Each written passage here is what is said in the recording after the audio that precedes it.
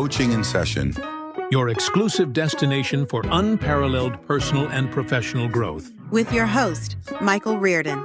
Whether you choose to live within limits or break free, your mindset journey begins here. Okay, David Pasqualone. All right, we're going to be having a good conversation, you and I. We're going to be talking about how you inspire others today. And, I love for the guest to kind of give their own intro, their own bio, because, I could read a sheet, but I think you can do it so much better. So can you tell us who you are, what you do, and how you help? Yes, sir. So it's a pleasure to be here today. I'm David Pasqualone. I own Ascend to Glory. We do marketing and sales, coaching and consulting. And basically what I do is we look at where the vision is, where they're realistically at. We reverse engineer the plan. And then we either hand them the handbook for success. We do it along the way with them by coaching, or we do it for them. So that's my professional business. Then I'm also host of the Remarkable People podcast. We get great guests on from all over the world, and we share their remarkable stories, but we don't just share what they were able to overcome or achieve, but we stop along the way and reverse engineer the success so our listeners get practical steps of how they did it. So hopefully we can all do it too, or at least have a catalyst starting point. So that's the basics of what I'm doing professionally. And as a person, I live in Pensacola, Florida, and I am very thankful to be here. Glad to have you on. We're going to be diving in all of that work in just a moment. I like to ask, when it comes to, a businessman or woman or someone just starting off in life, they get to choose different paths. They get to choose a career. Maybe they want to be a doctor because they want to heal people. Maybe they want to be a lawyer because they want to protect people's rights. Maybe they want to be a firefighter because they want to make sure people are safe and secure in their homes if there's ever a fire or there's a forest fire. So they go and they'll protect people's homes. So people can give themselves different aspects to a job, a meaning for them, right? A purpose, a mission in a sense. And so I always love to ask a very similar question to this is, what got you into this line of work? I've always liked to help people and solve problems. So I thought first off, I truly thought I was a functional idiot. I thought I was a step above Forrest Gump until I was in my 30s. And I didn't realize that people didn't think the way I thought. And so I was always in marketing. I was always in sales. I was always solving problems, even if it wasn't my job or my department. And I really believe, I think Zig Ziglar always say, sales means to serve. I've never researched it. I don't know if that's really what it means, but he used to say that all the time, right?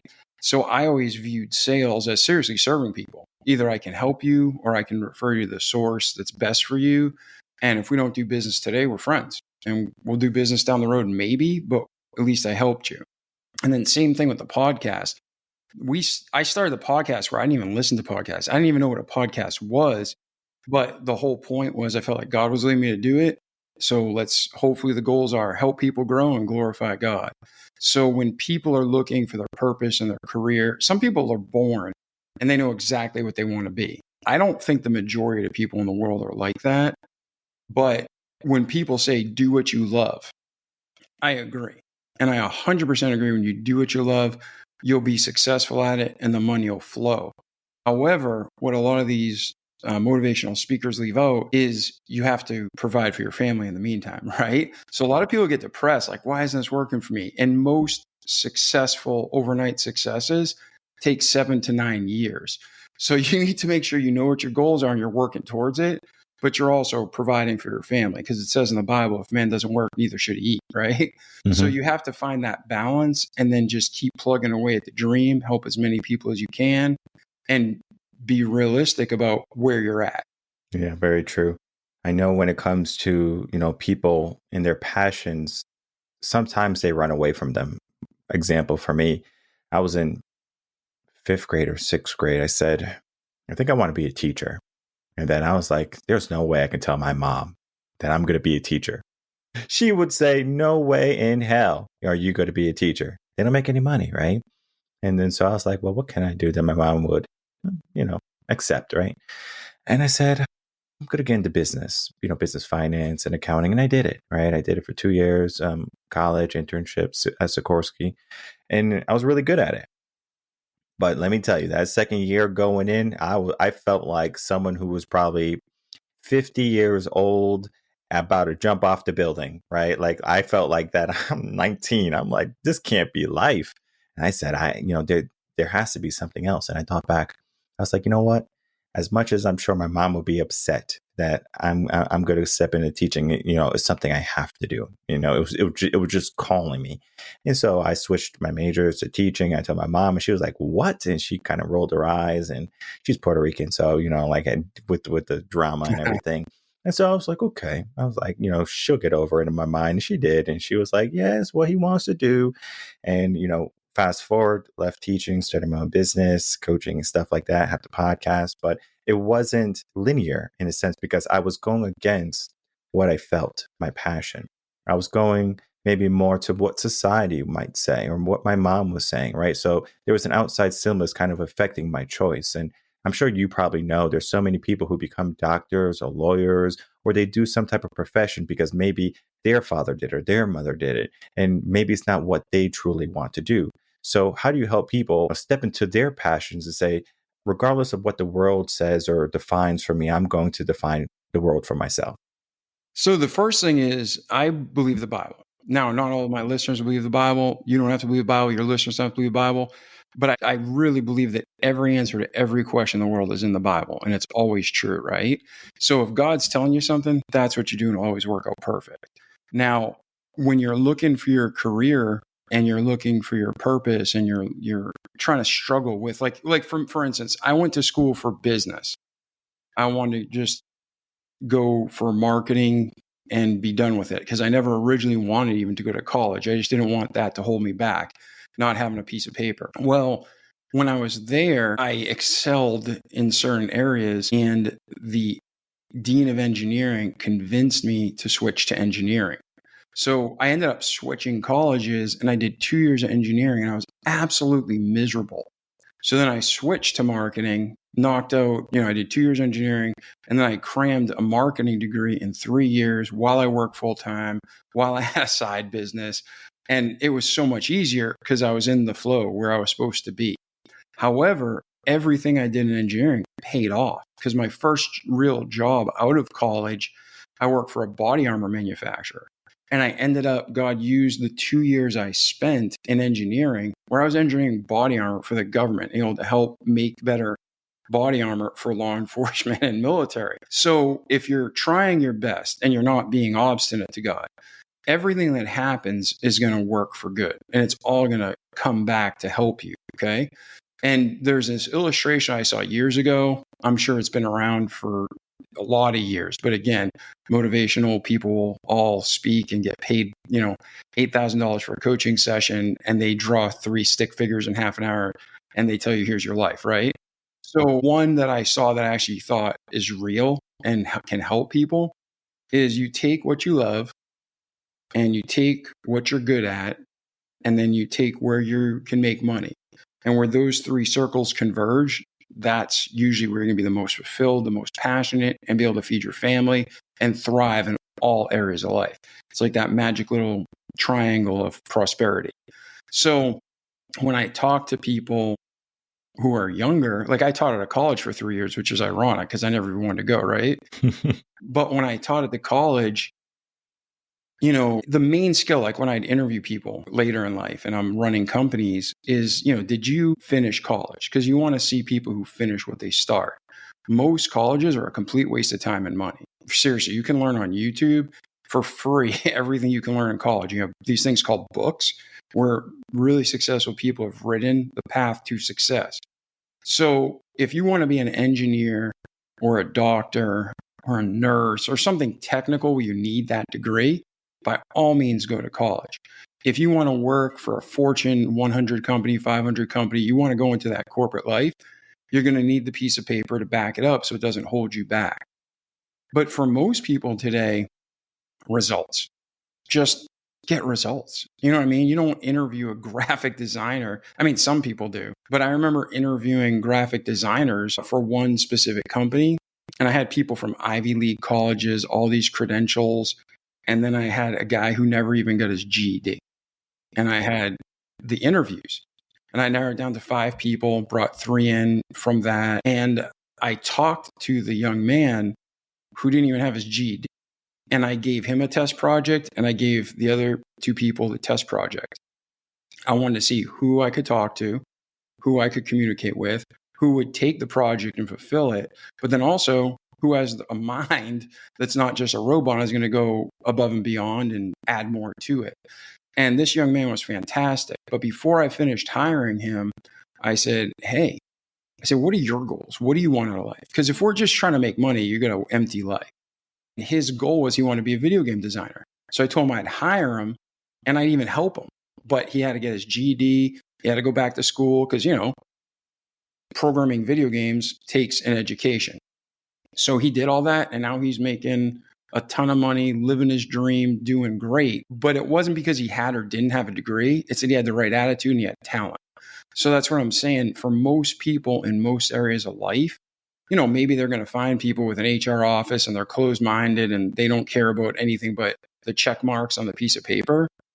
But that's probably not a company you're going to be happy with, right? You got to find a company you fit into their culture. Like there's companies that offered me jobs in the past, great paying jobs, very, very, what's the word? Prestigious jobs.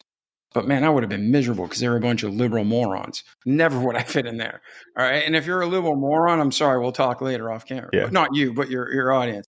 But what I'm saying is, you got to find what you love and do it. But then you got to find that balance to feed your family. So talking to somebody out of the chute, I'd really be clear, like you love teaching. There's all sorts of ways to teach. It doesn't have to be in the 5th grade classroom. If that's what you love, go for it and be the best you can be. But then you can do online teaching, you can do private coaching, you can go in business and be a trainer, all sorts of paths that teaching fits. So the circle is, I love teaching. And then this is what I'm good at. I'm good at one-on-one, or am I good at group? Most people aren't good at both. Like I'm good in front of a group, but I don't feel like one-on-one, I'm the best fit unless we are very like-minded. Because let's cut to the chase, let's get things done. If we don't agree, that's fine, but express all the feelings or the thoughts, and then get them out, and then we make the best decision. Okay, we have 5 options. These are the most feasible. Research these 2. Okay, we made a decision. Go. So again, I work with clients who I'd hang out with. I work with people who are great people that produce a great product or service that want to help people beyond money, but then we make them money. Did that answer your question? So in coaching a session, I had to tell everyone this for, past 4 episodes. Even though I ask a question, it's more of a conversation. It's not so much of, I'm so nitpicky of, Dave, you didn't answer the question. Like I'm all about a conversation. Sure I am answering your question though, and not getting off. And I will probably not tell the guests if they did, because I'm more of, let's have a conversation. Let's be human for a minute.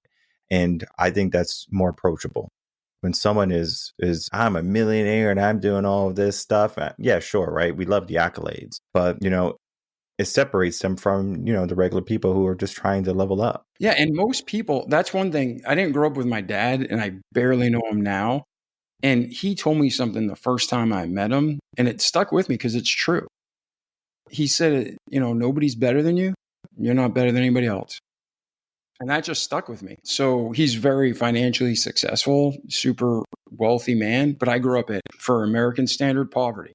Right? So you have to remember you're not better than anybody else. So don't get an ego, and nobody's better than you. You might have different gifts and abilities and skill sets, and you might be really good at what you do, but that humanity, we all bleed the same.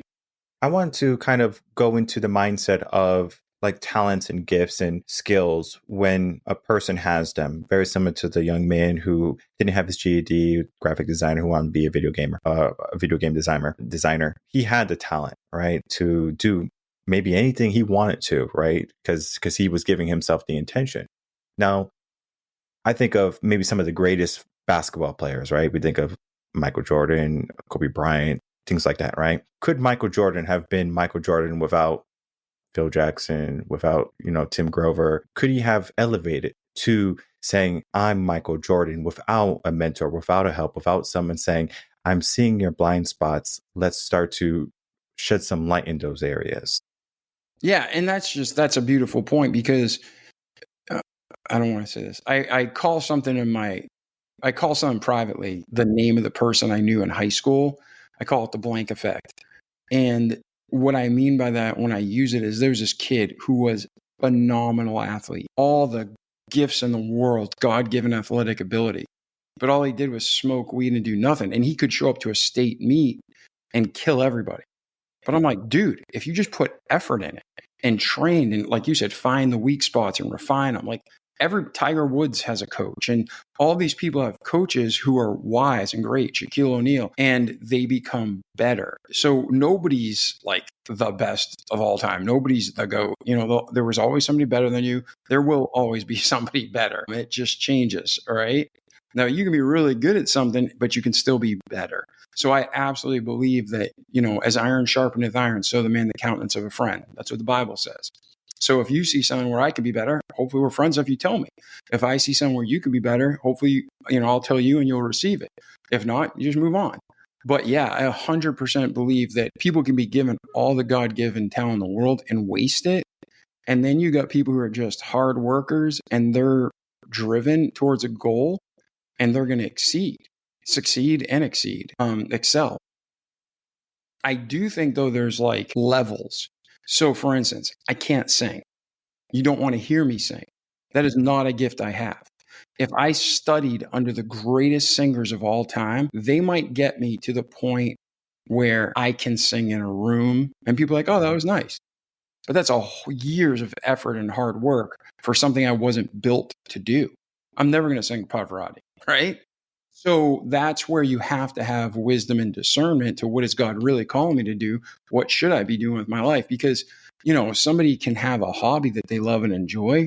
That doesn't mean they should be doing it as a career.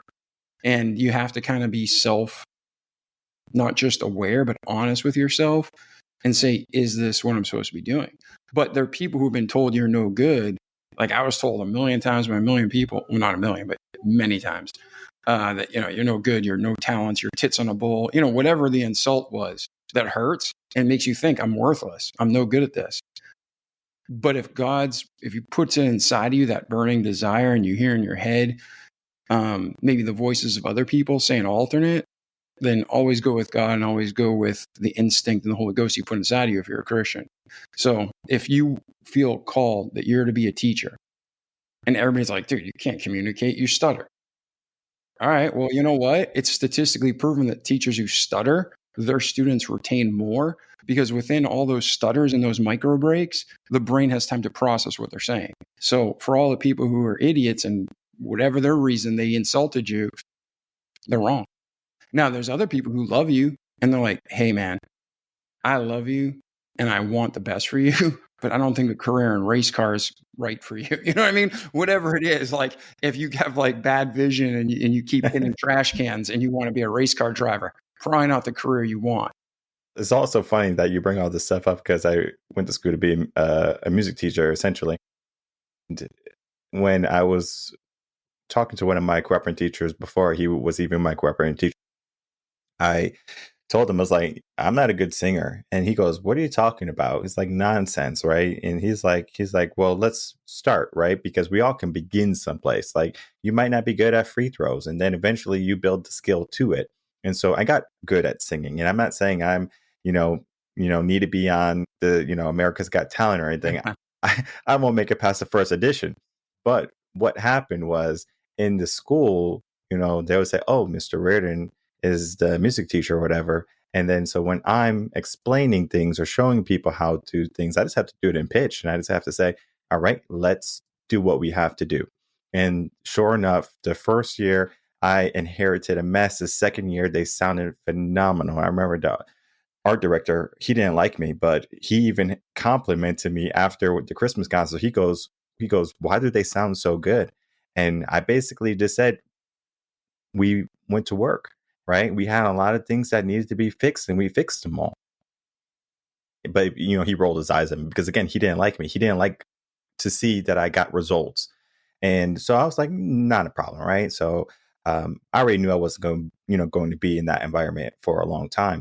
But, I saw a lot of interesting things. One time we had a student that came in and she was a phenomenal singer. Like she could be on stage. Right. But what happened was she was above where everyone else was. It was year two. So we were getting there, but she was way above them.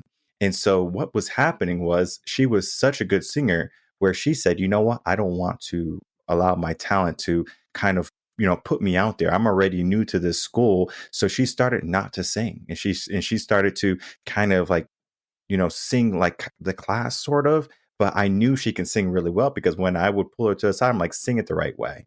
And she would sing, and you're like, whoa, it touched your soul. So sometimes people, maybe even just, younger children and teens, they do something to fit in because they don't want to look like they're an outcast.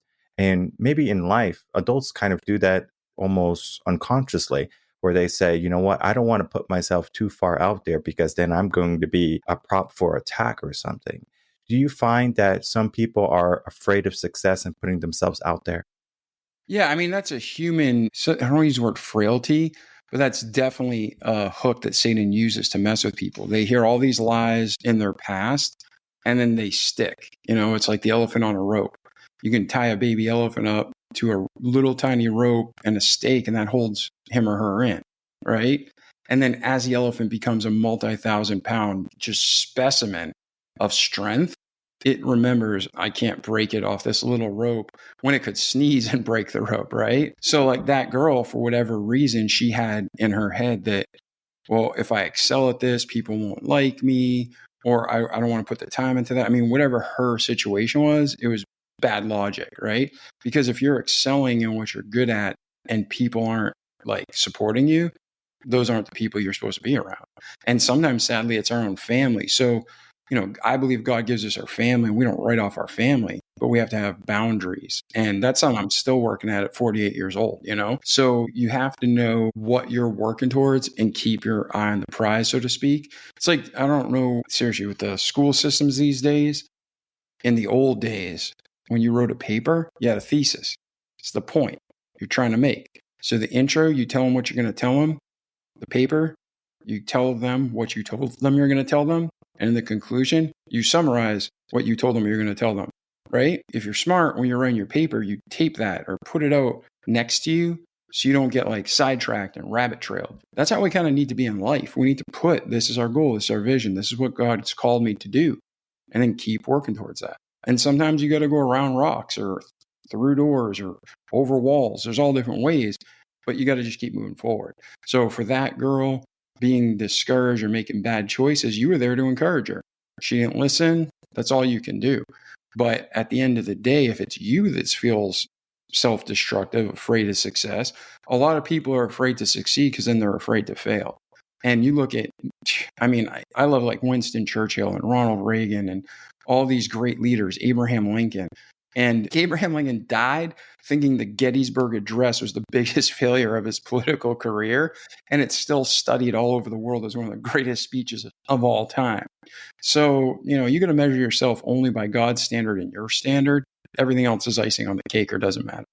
I like the idea of just like breaking things down, the thesis, what you're going to be talking about, and then concluding everything. I think people are so caught up in the fast pace of our life where we want our Amazon Prime package tomorrow. And I know during the pandemic, everything got exasperated where they had to wait 3 to 7 days sometimes for the packages because the world was trying to operate in a new realm. And I know during that time, many people, they found their meaning. They said, okay, well, I have a lot of time to figure out what I want to do with life. A lot of people were afraid about what was to come, so there was a lot of uncertainty. So people started to focus on the inside and started to journal, started to work on mindfulness and say, okay, let's get clear on what I want to do. And people would start, businesses and things like that. But just because you start something, it doesn't mean you have the will to finish it, because starting a business is a lot of work. And we look at 50% of businesses don't survive 5 years. And we have to ask ourselves, is it because they weren't good business people, or was it because they didn't have the drive? And so my question to you is there a difference between in like an aspiration or like a determination that you're not going to stop regardless? Yeah. So for me, when you're called to do something, I think you should finish it. Whether it's you win or you lose and you die. Like, you just don't quit. You have to just keep going. Now, there's times where we pivot and God alters our course, so to speak, but not quitting. There's a huge difference. Resilience, whatever you want to call it, determination, persistency, again, people use words that they're really hot. I got grit, like that's the book of the month, right? But at the end of the day, it's all the same concept. All truth comes from God. People package it in different covers of a book, but all truth comes from God. Jack Welch, Donald Trump, they didn't invent good business sense. They just followed it and they're successful. Again, hopefully I'm answering your question, but if you look at, again, the greatest people throughout history, they all had a lot of failures. And you learn from those and you use that for your next endeavor and success. And you just keep moving forward. And like you talked about businesses, a lot of businesses fail. And money is always the least reason why a business fails. Okay. So you can say, well, I didn't have any money. I didn't have any clients. Well, the problem was you didn't have clients, or your quality of work wasn't good, or you didn't know how to manage. It wasn't the money's not there. There's money everywhere. In America, there is money everywhere. So, competition even, you don't really have competition. You have other people in the industry, but you should be focused on producing the best widget, producing the best service, and then they'll naturally come. And you can take what the competitors are doing well and learn from it and introduce that into your business. Don't be bitter about it. Don't complain about it. And as you're working towards your goals, it's not going to be easy, period. Like if it was easy, everybody would do it, right? You have to just be committed. And sometimes it's like, I always had like in my head, I don't know if I was ever taught this, but I picture myself sometimes climbing a mountain. And if you've ever climbed a mountain, it's exhausting. And the higher you get, the thinner the air gets. And I haven't climbed like Mount Everest free climb or something, just like, Penningle Peak in Colorado, like 14,000 feet or something, right? But sometimes you can run. Sometimes you can walk normally. Sometimes you literally are holding onto a rock so you don't fall off and die, and you can only move yourself up an inch. But that inch is still progress. Hold on, recover, and then move forward, get back up and keep going. So I think persistence and just that self-discipline to keep going. And there's times where, man, like I'm like got the wrong mental attitude. I'm like, I just want to lay in bed and I'm going to sleep in late today. We all do it. It doesn't make it right, but it's a real part of life. And you got to just say, okay, I felt sorry for myself enough. Get up. And if you can't get over something, is it medical? Is it like, nutrients? Is it something that's emotional? No matter what it is, you got to identify the root cause, not the symptom, and deal with it. And like, sometimes people, we're getting off a little bit, but if you struggle with motivation and depression, I'm like, do everything possible in the world before you put a pharmaceutical in your body. Now, there's times where people have a real issue and they have to take pharmaceuticals temporarily, but I'm all about what is the long-term solution by getting to the root of the problem, treating the root, and then ultimately getting off meds and such. So when it comes to business, like I'll do coaching for large corporations, millions of dollars flowing through. And even if I'm talking to the CEO, probably 80% of our talk ends up being their personal balance, not business. It just, your personal life runs over into your business. So when you have that personal balance and that focus and that energy, the rest just falls into place. Well said. I know when someone is, extremely successful, they will mask, doing more work for maybe the failures in their homes. So, like maybe you have kids. And so you're like, okay, well, I'm going to keep on working because they're not listening to me or something, right? Like they're going through the teen years. And I can't tell you how often I see that. And even though they are providing, they're doing everything that they feel as they need to, there is that personal inkling of, I want to spend more time with them. I want to do something. And it always shows whether you can be this big guy. Grant Cardone, for example, his daughter was on stage. I just saw a brief clip of it, and something about everyone in the audience was like, I love you and things like that. And he comes on, he goes, wait a minute. He's like, you don't love her. All right. That's my girl. She's 15. If you touch her, I'll kill you. Right. He said that. And so he knew, even though he's this big business guy, makes a lot of money, if it ever came to his daughter, he would give time, like he would step back and say, okay, let's spend time with the wife. Let's spend time with the daughter. And he does, right? He knows how to separate it. but not everyone does. Not everyone has that ability to do that, right? Because some people are just so laser focused on business growth, prosperity, right? Because maybe they didn't have it growing up. And you said something great. You said, we learn from failure. And I think that's 100% true. But then sometimes, but not often, people can learn from success. I think of the story of Roger Bannister, 4 Minute Mile, right? Well, everyone said you couldn't do it. You're going to die if you do it, right? You're like, your heart's going to explode. And you would think that would be enough to scare a person to say, hey, don't do this. But sure enough, he said, I'm going to keep on doing it. And he succeeded. And so people learn from that success. And he could have learned from all his failures saying, oh, it's not possible. But, he gave himself a different mindset or different perception. How do you give yourself a mindset that goes against the norm or goes against the common? I'm not being super spiritual, but right here, the Bible. I absolutely, you spend time with God each day. You see what his plan is for you, what his goal is for you. And then you just keep going. And like what you were talking about, how many times in history have somebody set a goal that everybody else says impossible? And then once it's broken, like 18 other people do it in 30 days, right? Because now the mental block, that elephant on the rope syndrome, is gone. They're like, oh, he did it. I can do it. I was just talking to somebody this week about business, and they had the greatest idea. And everybody they were talking to is like, oh, that can't be done. That can't be done. I'm like, why? I'm like, that's a fantastic idea. Just because everybody else tried to fail, it's because they believe they were going to fail. Do you believe you can do it? Like, yeah. I'm like, then you can do it. Just keep going. Like, that's it. Like, just find a way. The obstacle hits, adapt and overcome, and keep moving forward. And don't surround yourself with the people who are like, you can't do it. You can't do it. You're just wasting energy. We all have 24 hours in the day. We all have the same like human needs, water, clothes, shelter, food, basic stuff. But what are you going to do with your time? And I know, and like you mentioned before, you have to have balance. But the truth is, not most, I don't want to say most, but many of the greats, many of the people who have achieved a ton for God and business, it doesn't matter. They're so focused on what they're doing that they do neglect other aspects of their life. So it is really hard because I knew a man who was super godly man, great man, started a ministry, lasted 55 years. But I talked to his daughter and she's like, we grew up not spending a lot of time with my dad because he was so focused on the ministry. So you could say ministry, business, restaurant, whatever it is. She loved him. She respected him. She understood. But as a kid, you just want your dad home, right? Or you want your mom home.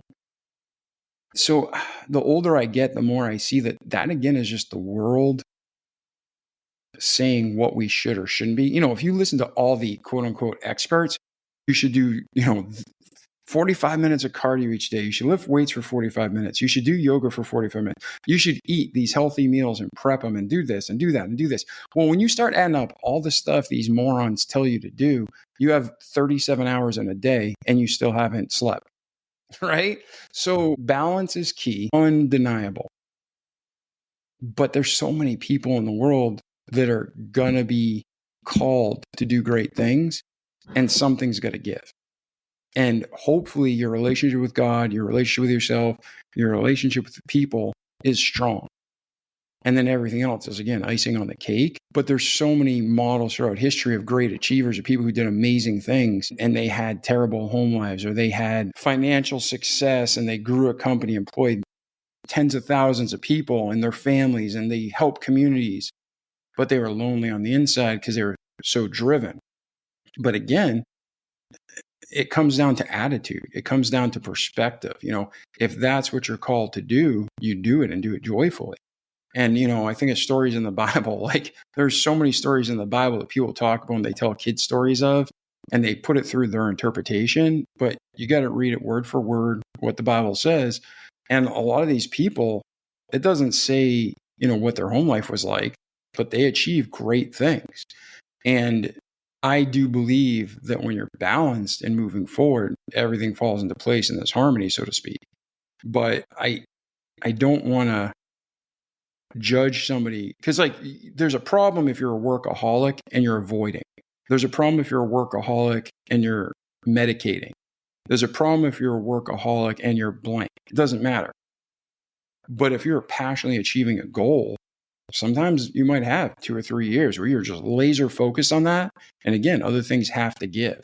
So as long as you're right with God, and if you're married, your spouse, and you're on the same page, go for it.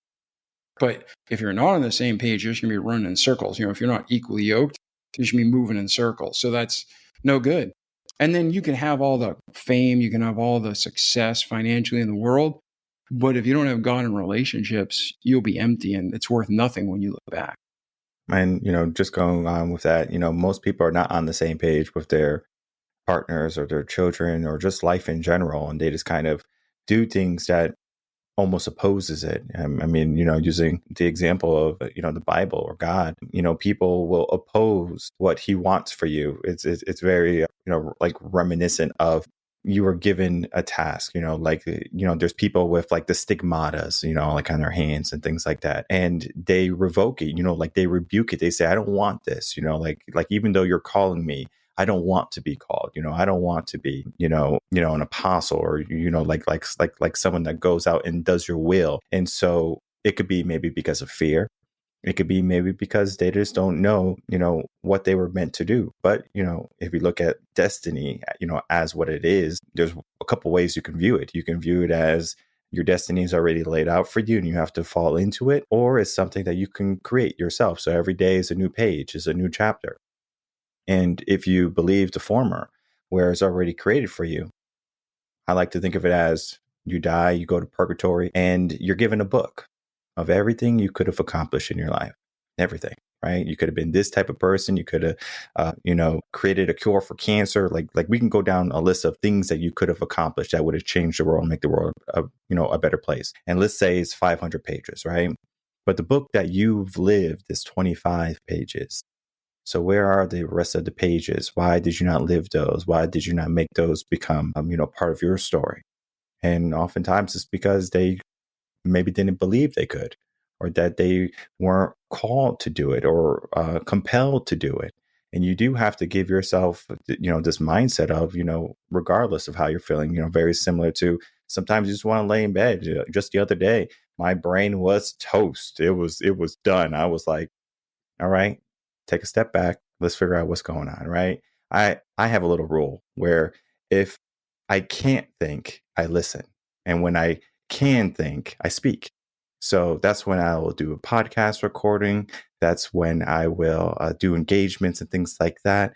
But when my mind is fried, I'm listening, I'm reading, I'm learning, I'm becoming the student once again. And this is an opportunity for people to, be that learner, or to be that person that says that you're not above anyone, right? Like going back to what your dad said, you are you, right? You're unique. And I encourage people to find that uniqueness. Not everyone will, but, it's always an option for you. And I know the work that you do with, Ascend the Glory, whether it be, business or personal, and then, bringing on people on the Remarkable podcast is just showing people, hey, look at what is possible, right? And you don't do it by yourself, right? A church is not just one person, typically. It's a community. And in that community, there's people who love and they care for one another. If someone is sick, they want healing for that person. Even though they might be struggling with something themselves, they can say, all right, even though I have these worldly qualms, I see someone else who's hurting. Let me help. Let me give, right? And it's beyond what the typical American mindset is of the individual. We have lost those third parties of going to churches and of, going to meets and things like that. The COVID exasperated everything, where people just kind of said, all right, I'm in my house, I'm by myself. I'm in this fight by myself. And I don't think anyone's in the fight by themselves. I think everyone has the opportunity to, figure out who is going to be their army, whether it be like an army of people who are followers on your Instagrams and stuff like that. Sure. It could be, like your army of angels at the church and things like that in the world. You get to decide who you want to be with at the end of the day. And you just have to step into it, and you have to do it wholly. You can't just be passive in life. As much as it feels nice to be comfortable, later on in life, that comfort is going to be one of your biggest regrets. So today is an opportunity for anyone to say, what's more? Let me figure that out. And the work that you do is helping people, understand there's more than what is right now. right? The methods might be different, but there is more that they can step into. So as we begin to wrap up, David, I would love to get some final words from you. Of course, it could be anything. And then please tell the audience where they can find you, reach out to you, listen to the podcast, etc. Yeah. To wrap up those thoughts, I had an administrator at the college I went to tell me a lot of times it's not the decision we make, it's how we make the decision. So when you're going to God and you're asking for his guidance, be listening. Like you said, there's times you listen, there's times you speak. In Ecclesiastes, there's a time to be born, a time to die, time to do everything, right? So God's given us free will. And I always picture life where, it's just this perfect path and plan that if we followed it, well, man, we'd have so much joy and peace. But God gives us the free will to make our decisions. And we can go off, we can be the prodigal, and Lord willing, we come back, right? But during that journey, there will be times where you will be completely alone from humanity. Everybody may be against you, but God's always there. And there's other times where you have the largest army the world's ever known behind you, let's say, figuratively or literally. But that doesn't mean you're right with God either. So you have to make sure that whether you're alone, the bottom or at the top, you're with God, that oneness with God and that relationship with God. And that's where you find peace and joy. Money buys happiness, but only God can bring you peace and joy, that true contentment and that love that overflows. So that's what if I had a final thought to share with your audience, it's like, what Mike was saying earlier. If you look at what you love and you follow it, right, you might be going after the wrong thing. So before you start, go to God, get that perfect, hey, this is where you go and you're going to be happy and fulfilled and joyful. And don't worry about money. I'll take care of it. That's the kind of place you want to start at. And if you're in the middle of a mess, you can still ask, what do I do next? It's not maybe the 50 plan step. You have the vision and you have where you're at. You just need to know the next step and the next step and the next step. And eventually you get there. And it's beautiful. And where can people find you? Best place to go. I spend all day on social media and emails. Seriously, I'm a marketing guy. So best way to reach me is davidpasqualone.com. And if you can't spell my name, you go to remarkablepeoplepodcast.com and it'll bring you to the same website, just a different page. And there you can find like all our episodes. You can find what we're doing with Ascend. There's a contact form. You can, reach out to me. Say, I saw you on Mike's show. I just wanted to reach out, continue the conversation. And if I can help you, I will. And if not, we part ways as friends.